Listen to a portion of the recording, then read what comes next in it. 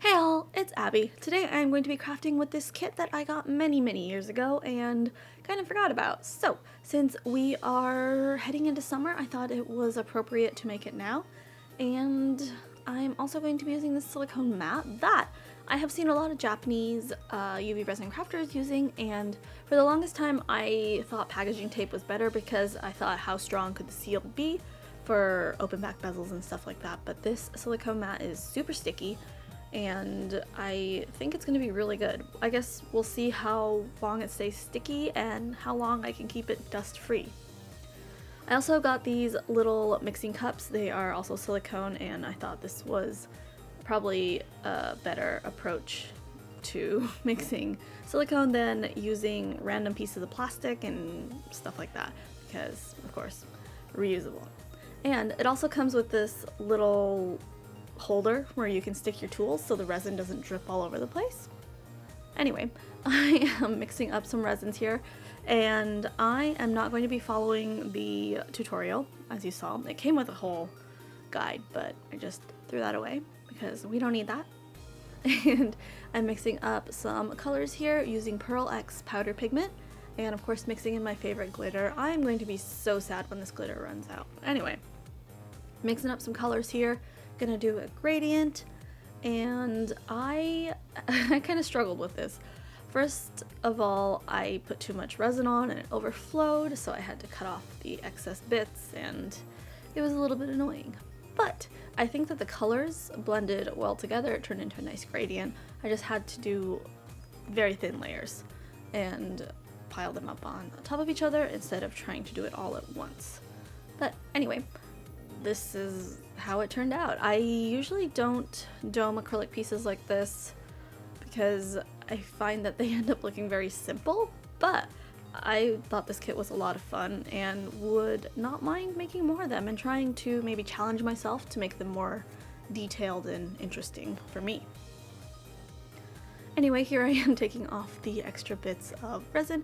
For the most part, it just broke off and wasn't that much of a hassle, but it's just always frustrating when you have resin overflow.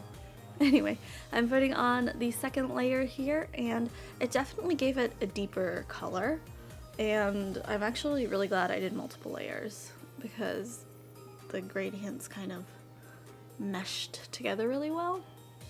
I don't know if I'd call this a technique, but it worked well this time.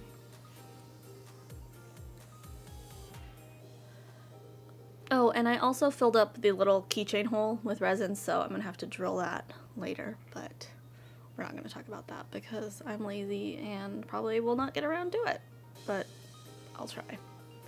Anyway, that is the Seahorse, and I'm gonna decorate it with the decals that came with it and just the chunky gold glitter. I kind of dislike using the powder pigments that come with these kits because they come in these little baggies and you end up getting powder everywhere.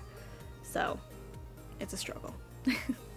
Anyway, I'm adding the decal. It was kind of hard to see. I think the colors that came with the kit were actually a little bit lighter, so the text probably would have shown up a little bit better. But either way, I do not hate how this turned out. I really like this chunky glitter, and it's really good for decorating. I would not mind finding more of this glitter.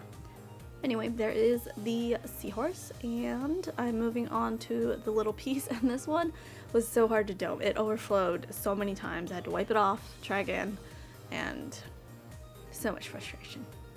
But that's what crafting's about, right? Overcoming the difficult parts, I guess. Because, you know, why would crafting be relaxing, right? Anyway, curing that, moving on to the heart, I actually was going to do a gradient or kind of a marble effect here, but the pink I chose, well, the red I guess, was a lot deeper than I thought, so I just ditched this because I did not like that color and just went with the pink, added a lot of glitter because, you know, glitter fixes everything, and domed the heart and added the Seahorse like the tutorial said, so I guess I did follow the tutorial in the end. But yes, looking at it now, I do wish I had added a little bit more detail to the heart. Maybe I could have found some little charms or decals to go on it to give it a little more depth and interest.